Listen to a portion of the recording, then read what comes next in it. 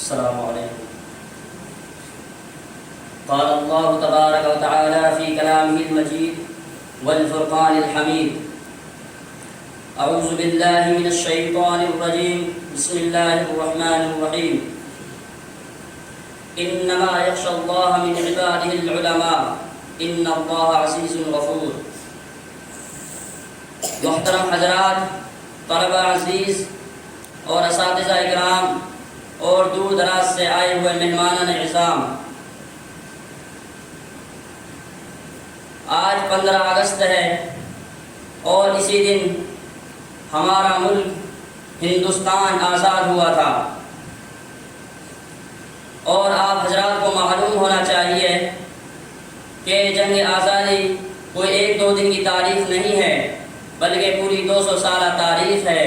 اور اس 200 سال کی جنگ آزادی میں جنہوں نے بڑھ چڑھ کر حصہ لیا ہے، جن کا قائدانہ کردار رہا ہے، جن کا اہم رول رہا ہے، جنہوں نے اس ملک کے لیے خون بہایا ہے، جنہوں نے اس ملک کے لیے اپنی بیویوں کو، بیوہ اور بچوں کو یتیم کیا ہے، وہ اس ملک کے مسلمان اور خاص طور پر علماء کرام ہیں۔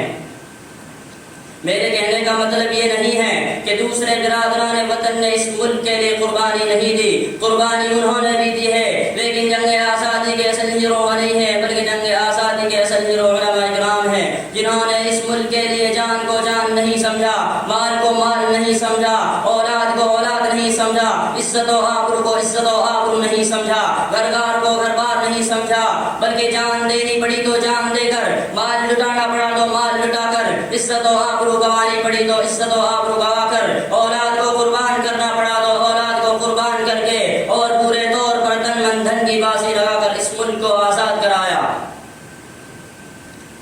جنگ آزادی کی شروعات اس وقت سے ہوتی ہے جب سن 1757 کے اندر پلاسی کے میدان میں عظیم مرد مجاہد شیر بنگال نواب سراج الدولہ نے انگریزوں کے خلاف لڑتے ہوئے عین جوانی کے عالم میں جام شہادت نوش کیا تھا۔ اس کے بعد سن 1766 میں میسور کا عظیم حکمران حیدر علی اٹھ کھڑا ہوا، انگریز سے ٹکر لی اور پیدر میں کئی لڑائیوں میں انگریز کو دھول چٹا کر رکھ دی۔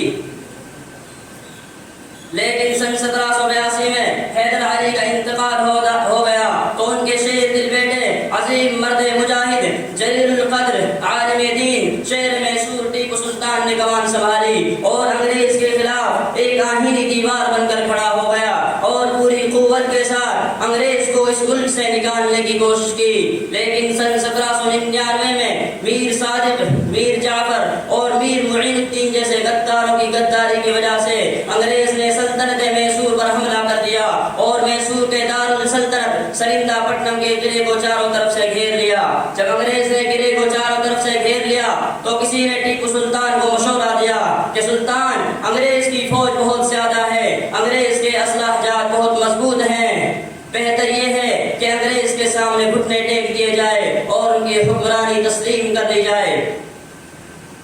لیکن قربان جائے ٹیپو سلطان پر جب اس کو یہ مشورہ دیا گیا تو اس نے کیا بہترین جملہ ارشاد فرمایا تھا، جس کے ایک ایک لفظ سے بہادری ٹپکتی ہے، جس کے ایک ایک حرف سے ہمت اور جوامردی ظاہر ہوتی ہے۔ ٹیپو سلطان نے کہا کہ اے لوگو، تم مجھ کو یہ مشورہ دے رہے ہو کہ میں انگریز کے سامنے گھٹنے ٹیک دوں، تو غور سے سن لو، شیر کی ایک دن کی زندگی گیدڑ کی 100 سال کی زندگی سے بہتر ہوتی ہے۔ یہ کہہ کر میدان میں نکلے، ہاتھ میں جو تلوار تھی لڑتے لڑتے وہ تلوار بھی ٹوٹ گئی، آخر جام شہادت نوش کر کے پیغام بھی دے دیا کہ غلامان محمد جان دینے سے نہیں ڈرتے، غلامان محمد جان دینے سے نہیں ڈرتے، سر کٹ جائے رہ جائے کچھ پرواہ نہیں کرتے۔ جب تک ٹیپو سلطان علیہ الرحمہ زندہ تھے کسی انگریز کے اندر اتنی ہمت نہیں تھی کہ وہ ہندوستان کو اپنا ملک کہہ سکے، لیکن جب ٹیپو سلطان شہید ہو گئے تو انگریز افسر نے ان کی لاش پہ کھڑے ہو کر کہا تھا کہ آج سے ہندوستان ہمارا ہے، آج سے ہندوستان ہمارا ہے۔ سن 1799 میں ٹیپو سلطان کی شہادت ہوئی۔ سن 1803 کے اندر انگریز نے دلی میں پہنچ کر یہ اعلان کیا کہ خلق خدا کے ملک بادشاہ کا، لیکن آج سے حکم ہمارا چلے گا، حکم انگریز کا چلے گا۔ وآخر دعوانا الحمدللہ رب العالمین۔ ابھی آپ لوگ جنگ آزادی کے موقع پر 17 के बाद में ये 1947 में जमा हुआ। इसकी बड़ी लंबी फहरिस्त है और बड़ी लंबी